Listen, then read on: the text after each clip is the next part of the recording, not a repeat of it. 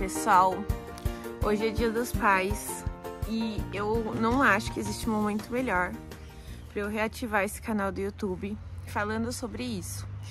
Esse era um canal de livros e um dos motivos que eu desisti desse canal é porque me desanimaram. Enfim, a pessoa que estava comigo na época falou que enquadramento errado, várias críticas. E daí eu fui desanimando e eu parei com esse canal no YouTube sobre livros. Mas eu tô nesse negócio de sucessão familiar e eu acho que é um assunto muito interessante, até porque, gente, eu fui chamada até pelo Sicredi para palestrar, para fazer um bate-papo sobre isso, porque eu percebi que muita gente passa muitas dificuldades com os pais quando decidem continuar o que o pai fazia. E eu achava muito que era só as mulheres. E daí eu percebi que não.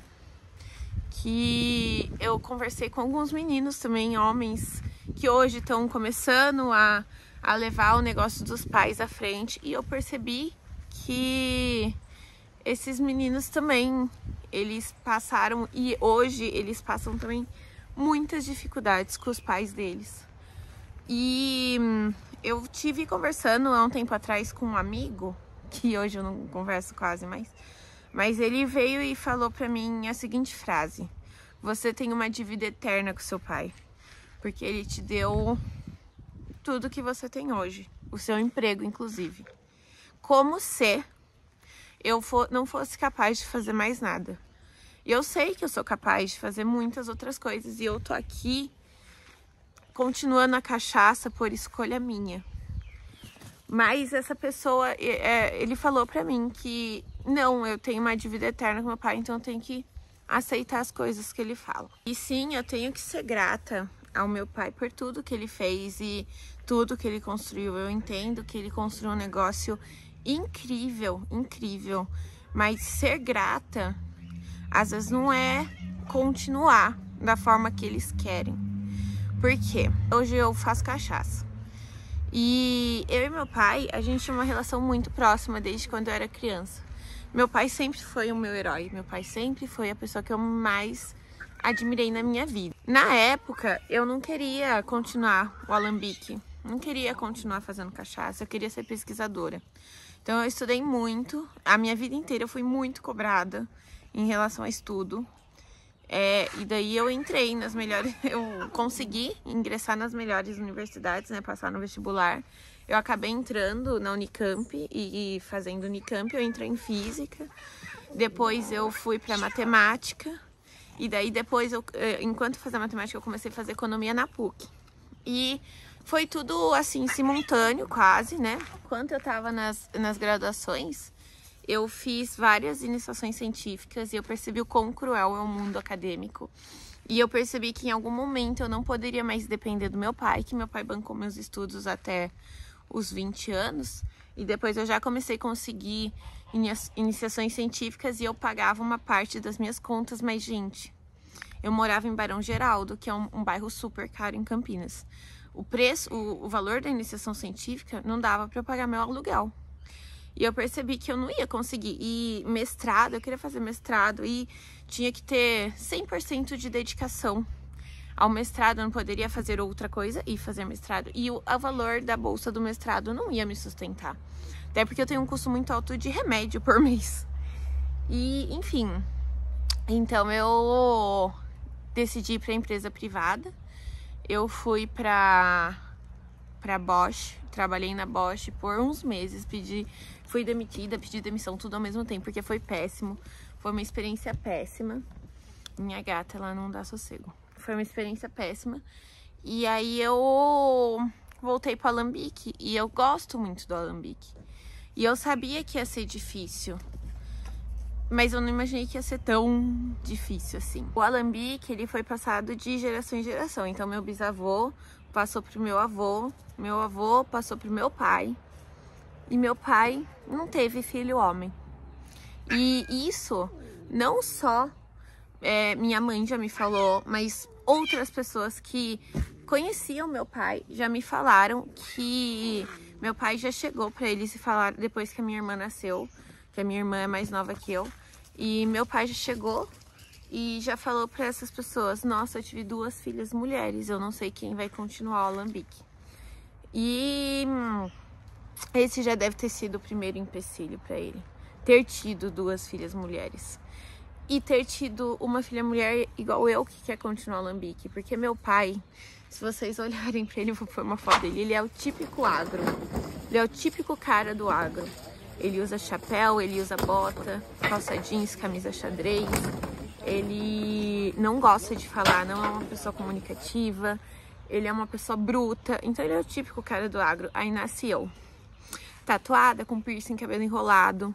A minha relação com meu pai se sustentou muito boa até eu me mudar pro sítio e começar a viver mais no alambique. Porque eu sou, além de ser uma mulher que tá entrando nesse mundo da cachaça, que é um mundo 100% masculino, eu sou assim.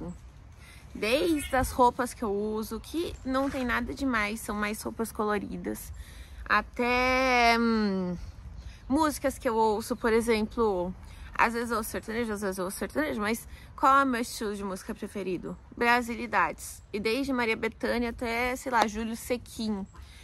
E assim, eu ouço essas músicas, eu gosto de ir em shows dessas músicas.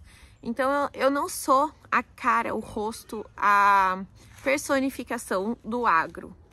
E daí quando eu comecei a ter mais envolvimento no alambique, muitas pessoas odiaram, inclusive clientes.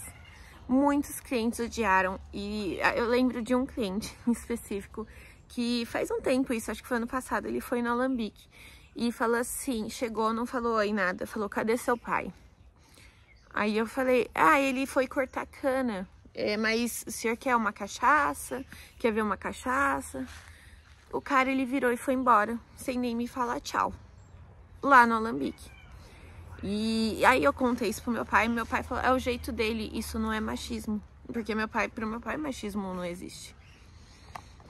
E, enfim, aí eu sofri muito no quesito de os clientes, muitos clientes me apoiaram super, muitos clientes me adoram, mas tem esses clientes específicos e eu sei que se meu pai falar assim, tô passando totalmente o alambique pra minha filha, eu vou perder, assim, muitos clientes específicos. Além de todo esse problema que eu tive com alguns clientes, com a minha aceitação entrando no alambique, eu tive todo um problema também de administrativo, porque o que aconteceu? Meu pai nunca, na vida dele, fez propaganda da cachaça dele. A cachaça dele sempre se vendeu pela qualidade, por ser muito boa, enfim. As pessoas começaram a ter reconhecimento pela cachaça dele, mas ele em nenhum momento, nunca, precisou de uma propaganda. E daí veio a pandemia e a gente vive do turismo. E o turismo tendeu a zero na pandemia, a gente até fechou a porta por uns 3 meses. E a gente se viu sem dinheiro. E daí teve algumas decisões erradas durante a pandemia. A gente se viu sem faturamento, mas a gente tinha uma reserva de dinheiro. E daí veio, na pandemia, a necessidade de registrar a cachaça. Gente, o registro foi muito caro. Ele consumiu todo o nosso dinheiro que a gente tinha em reserva, mais uns, sei lá, 200 mil reais. E nisso a gente se viu endividado. A gente passou da situação de temos dinheiro de reserva para a situação de dívida.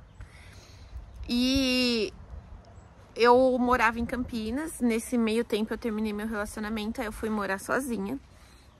E daí eu pagava aluguel e tudo mais. E daí eu... Em um dia que eu vim pra cá, pra Monte Alegre, o meu pai foi pôr gasolina. E daí a gente foi pagar. E todos os cartões estavam estourados. E a gente não tinha dinheiro nem no negativo do banco pra pagar a gasolina. Sendo que a gente tem uma empresa e cadê? E daí eu pensei, não consigo mais morar em Campinas. Então eu decidi mudar toda a minha vida e vir morar aqui. Meu pai tinha essa casa era da minha avó, foi deixada pro meu pai de herança. E ele nunca morou aqui, então tava abandonado. Aí eu pensei, com uns 5 aluguéis, eu consigo reformar a casa inteira. Não reformar a casa inteira, deixar ela linda, maravilhosa, mas deixar ela possível de viver. Por exemplo, parte elétrica. Tive que reformar a parte elétrica inteira dessa casa. Essa casa é enorme, então ficou caríssimo. Enfim, já passou essa parte de refazer a casa, né? Reformar a casa. E eu tô morando aqui. E quando eu me mudei pra cá, eu fui bem clara pro meu pai. Eu falei assim, pai, eu tô deixando uma vida que eu amo. Em Campinas eu tinha o trabalho e eu trabalhava já muito. Eu sempre trabalhei de segunda a segunda. Faz mais de 6 anos que eu não tiro férias. Mas eu tinha 4 vezes por semana, eu tinha forró. Então eu trabalhava durante o dia, à noite, eu tinha forró. Era uma coisa que me tirava dessa realidade. E eu tinha meus amigos, eu tinha as pessoas que eu gostava. E daí eu vim pra cá e eu falei pro meu pai, eu vou precisar de apoio, porque eu tô deixando uma vida que eu amo em Campinas. Eu tô deixando meus amigos, aqui eu não tenho ninguém, ninguém. E meu pai falou, não, filha, venha, te dou apoio e tudo mais. Só que eu sabia que ele ia ver uma Mayra que ele não via. Meu pai nunca me viu com as roupas que eu uso. Não são roupas curtas, gente, não são nada. São roupas coloridas. Eu uso roupas coloridas. E meu pai não conhecia o meu jeito como eu realmente sou. Ele conhecia o que eu queria mostrar pra ele. Então, eu sempre vinha com roupa neutra. Eu sempre... Enfim, nunca mostrei realmente quem eu sou pra ele, né? E daí eu pensei que ia ser um desafio quando ele descobrisse quem eu sou, mas eu não pensei que ia ser um desafio tão gigante assim. E a gente se viu sem dinheiro. O turismo em Monte Alegre tá assim um fiasco, 0 investimento da prefeitura em turismo. Tá todo mundo reclamando, não sou só eu.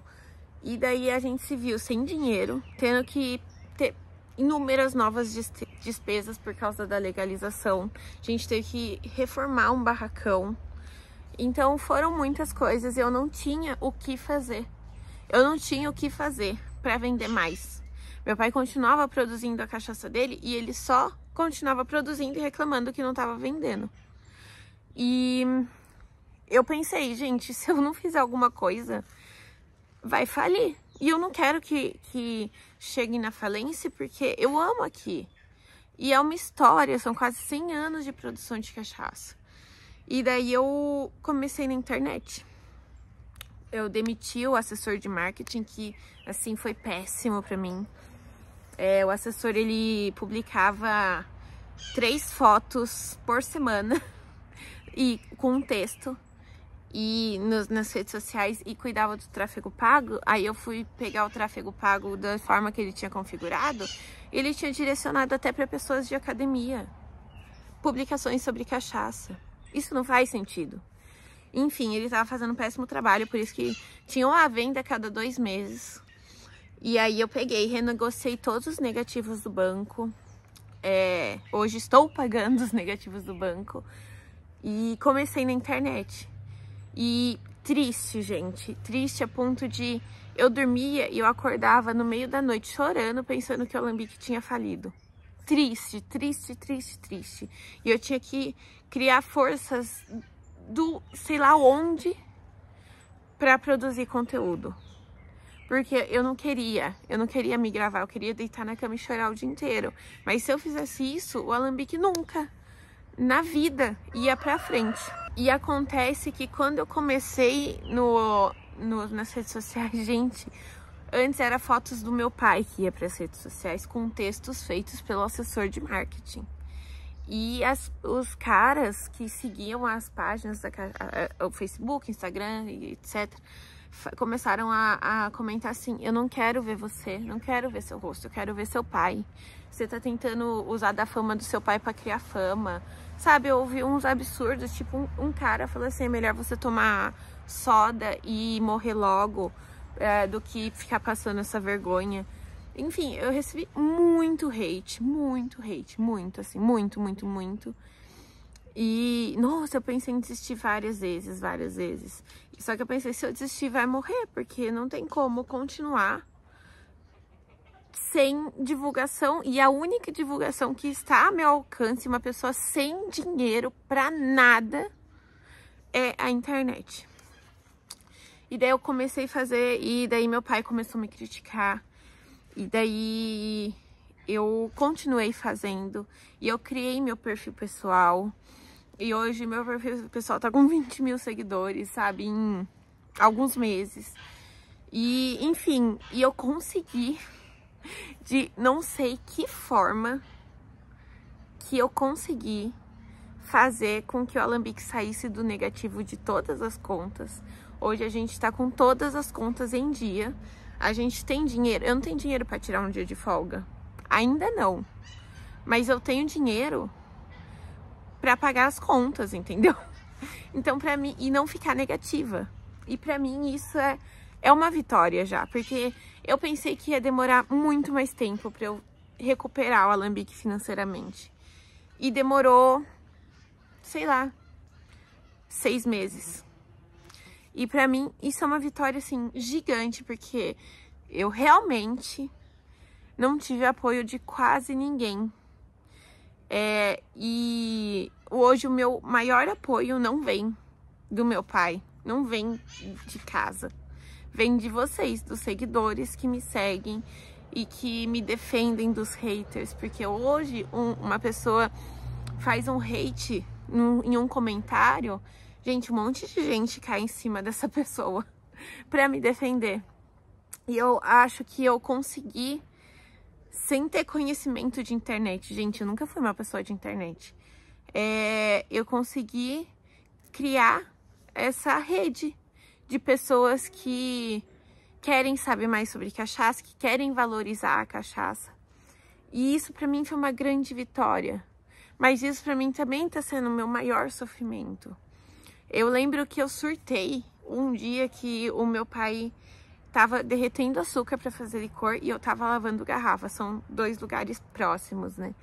E daí meu pai falou assim, eu acho que caiu as vendas do Alambique, porque assim, agora que tá voltando ao normal as vendas do Alambique, a gente teve uma queda de faturamento gigante. Aí meu pai falou assim, eu acho que caiu as vendas do Alambique por causa de você. Aí eu olhei pra ele e falei, por quê? Ele falou, porque você começou a postar na internet e as pessoas não gostam.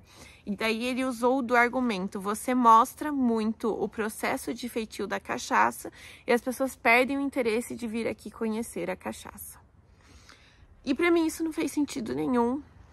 E depois, continuando, ele falou assim, e você é vulgar nos seus vídeos e você tá acabando com a imagem do Alambique, a imagem que eu construí. E eu não chorei na hora, mas eu lembro que eu cheguei em casa e eu não dormi de tanto que eu chorei naquele dia. Pro meu pai, a internet é sim essencial. Meu pai, hoje ele vê a internet como essencial, mas ele não vê o porquê que eu tenho que mostrar e explicar coisas sobre cachaça. Para ele é suficiente eu postar fotos e vídeos pré-montados de produtos que vocês vão se encantar, entendeu? E eu já entendi que não é assim. Eu me senti por muito tempo, muito tempo, uma adolescente rebelde que quer tomar conta da empresa do pai e tá fazendo coisas que o pai não gosta e que vai ver que deu errado no final. Eu me senti assim por muito tempo, muito tempo. E hoje eu não me sinto mais assim, porque eu percebi, e tem muita gente mais velha que eu, homens mais velhos, que vieram falar pra mim que meu trabalho é bom, sabe? Eu tô tendo reconhecimento de pessoas, de uma classe de pessoas que são homens velhos, conservadores e tudo mais, que eu não teria.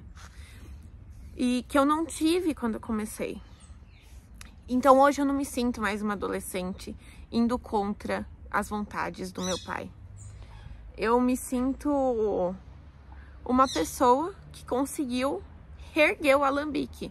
O Alambique só tá em pé hoje por causa da internet. Se a gente depender do turismo de Monte Alegre, gente, a gente teria falido, porque aqui em Monte Alegre tem 30 e poucos alambiques.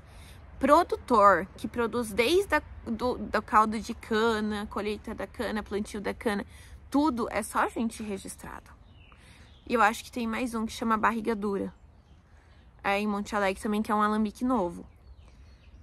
E tem outro que é padronizador, ele compra a cachaça e ele bidestila a cachaça, ele também é registrado. Mas é um registro totalmente diferente do nosso registro, porque ele não precisa, tipo, de vários órgãos que é por causa da plantio da cana, da fermentação e tudo mais. É um registro muito mais simples. E são 30 e poucos alambiques de gerações em Monte Alegre que não são registrados. E a gente é basicamente o único desse grupo aí que é registrado, porque a gente foi denunciado. Então a gente é o único que tem despesa com contador, com imposto, com não sei o que, com não sei o que lá, químico, responsável técnico. A gente é o único que tem essas despesas, cara. E daí a gente não tava conseguindo sobreviver, e a gente só conseguiu sobreviver por causa da internet. Então a forma que eu encontrei de continuar o meu trabalho na internet, o meu trabalho no alambique, que assim, o meu trabalho na internet representa 10% do meu trabalho no alambique, por incrível que pareça. Eu tenho que trabalhar muito mais produzindo, engarrafando, cuidando de nota fiscal e tudo mais, conversando com o cliente, do que eu tenho que fazer vídeo, por exemplo, porque pra mim eu conheço o processo da cachaça. Então eu pegar a câmera e falar do processo não exige muito tempo de mim. O que exige é responder comentário, responder mensagem, essas coisas. Mas assim, eu bloqueei meu pai de tudo pra conseguir continuar fazendo o trabalho na empresa dele, que ele construiu. Então eu não deixo ele saber dessa parte da internet, sendo que ele construiu a empresa, a cachaça é dele, e ele não concorda com o que eu faço. Por exemplo, gente, pra vocês terem noção, mostrar a vida pessoal pro meu pai, se eu simplesmente filmo eu tomando um copo de caldo de cana, já é muito pessoal pra eu mostrar na internet. Ele fala que não tem nada a ver com a produção da cachaça. Um copo de caldo de cana, gente, eu tomando um copo de caldo de cana. Isso não é pessoal. E eu vejo que depois, né, que eu comecei o meu perfil pessoal, que daí eu falo mais coisas pessoais mesmo, eu não ponho essas coisas no perfil da cachaça, eu ponho no meu perfil pessoal.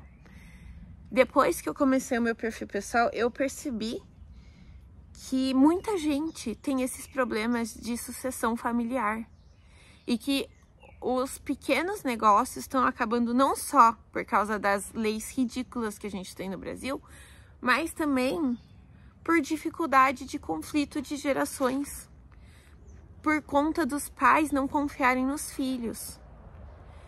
E muita gente mostra muita dificuldade. Tive pessoas que também são filhas mulheres que querem continuar o negócio dos pais no agro, que tiveram que usar do companheiro delas para ter o respeito do pai. E eu não tenho companheiro, eu sou eu. Eu não quero ter alguém para ter o respeito do meu pai. Eu quero ter o respeito do meu pai por mim. Hoje, meu pai continua bloqueado em tudo. Ele continua bloqueado, ele continua sem ver, mas as pessoas falam pra ele. Eu sei que as pessoas falam pra ele.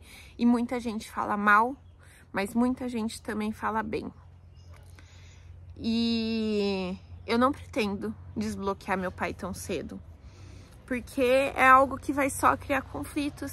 E agora, hoje, eu entendo que eu não tô fazendo nada de errado. Nada de errado.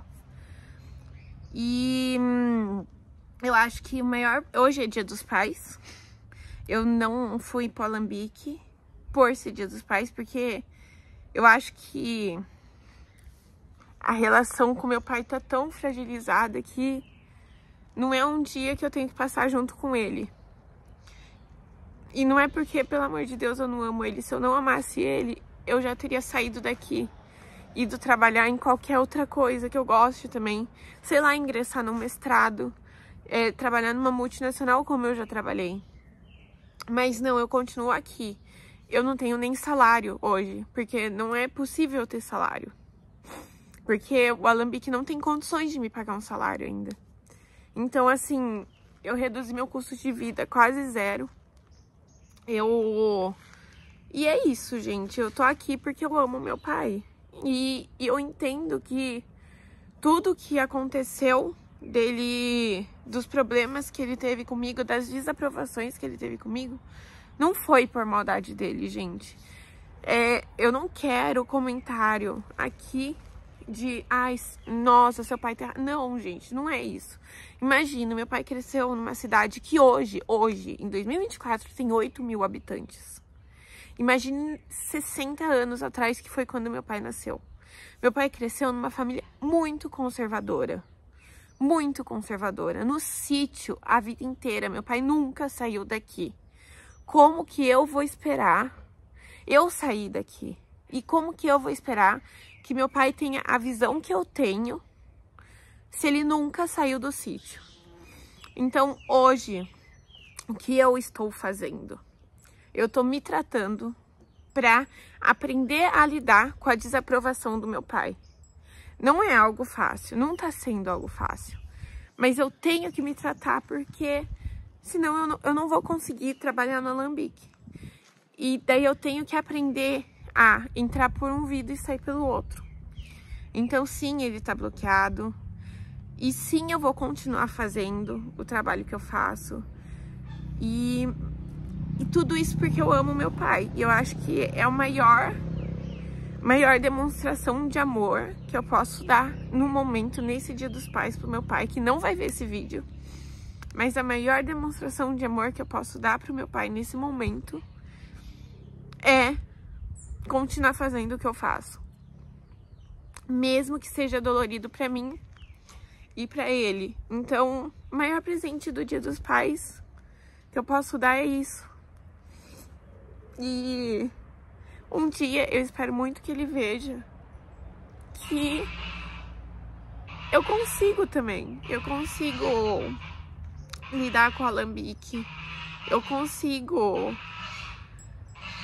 vender a cachaça mesmo tendo meu cabelo enrolado. Porque eu perdi muito de mim quando eu me mudei pra cá. Eu não quero perder mais. Então, esse é o maior presente que eu consigo dar pro meu pai no momento. E para todo mundo que passa pelo problema de continuar os negócios dos pais, é muito difícil. E eu entendo quem não continue. Porque é realmente muito difícil, mesmo que a sua mentalidade seja parecida com a do seu pai. Agora, se a sua mentalidade for oposta, igual a minha e a do meu pai, tudo se torna quase impossível. Mas nada é impossível. E eu acho que o que move a sucessão familiar não é o dinheiro, com certeza não é o dinheiro, porque eu tô falando de sucessão familiar de pequenas empresas. Eu poderia estar ganhando muito melhor como programadora em uma empresa, em, sei lá, qualquer lugar por aí. Mas o que move eu continuar aqui hoje, além do carinho de todo mundo que eu recebo das redes sociais, é o amor que eu sinto pelo meu pai. Então, é isso, eu continuo porque eu amo ele. Mesmo ele desaprovando a forma que eu estou continuando. É basicamente isso que eu tinha pra falar hoje do Dia dos Pais. Achei que era um momento propício de eu fazer esse desabafo.